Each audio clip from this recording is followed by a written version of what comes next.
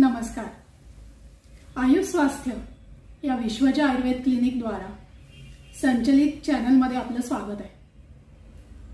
आज आपण शरद ऋतुचर्या बघणार आहोत. अश्विन महिना सुरू झाला की शरद ऋतूला सुरुवात होते.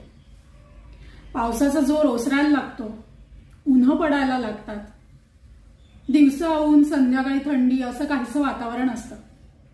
सध्या पावसाळा थोडा लांबलाय, पण कोजागिरी पौर्णिमा जवळ आली की आपल्याला शरद ऋतूच्या पौर्णिमेची आठवण यायला लागते.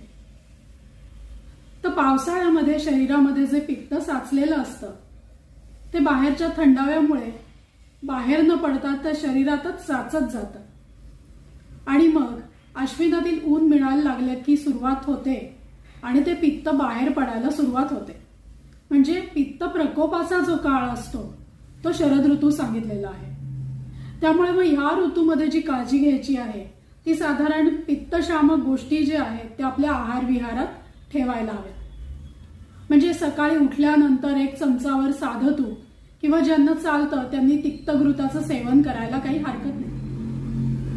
आहारामध्ये थोडासा दुधाचा समावेश पण करायला हवा.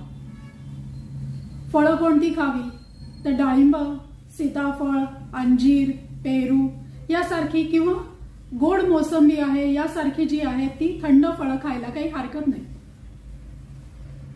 दही त्याचं सेवन करू नये कारण ते शरीरात गेल्यानंतर आम्ल विपाकी होतं.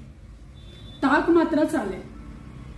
खूप मसालेदार पदार्थ, पचायला जड पदार्थ असे खाऊ नयेत कारण अग्निसंस्था जी आहे ती नुकतीच जागेवर यायला सुरुवात झालेली असते.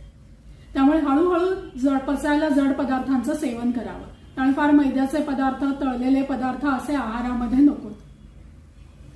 दुसरी गोष्ट म्हणजे हे पित्त प्रकोपित झालेलं आहे त्याला जर आपण थोडेसे बाहेरचा रस्ता दिला तर ते शरीरामधनं बाहेर निघून गेलं तर वर्षभर पित्ताचे त्रास होणार नाहीत. त्यामुळे शरद ऋतूमध्ये विरेचन ही चिकित्सा करायला सांगितलेली आहे. विरेचन म्हणजे जुलाबाद्वारे पित्त बाहेर काढणं. तर त्यासाठीची पूर्वतयारी म्हणजे शरीरात तूप घेणं, बाह्य स्नेहस्वेदन करणं आणि त्याच्यानंतर मग जुलाबाचं औषध देणं अशा पद्धतीचं हे विरेचन असतं. तर विरेचन कोण कोण घेऊ शकतं तर ज्यांना पित्ताचे त्रास आहेत, आम्लपित्त आहे, त्वचा विकार आहेत, केस ज्यांचे लवकर पित्त आहेत, पिंपल्सचा त्रास होतो, चाई पडलेली आहे, हातापायांना भेगा पडलेल्या आहेत, असे अनेक प्रकारचे जे विकार आहेत ज्याच्यामध्ये पित्त वाढलेले असे कोणीही विरेचन करून घेऊ शकतं. पण त्याआधी वैद्यांकडे तपासणी करून खात्री करायला हवी की आपण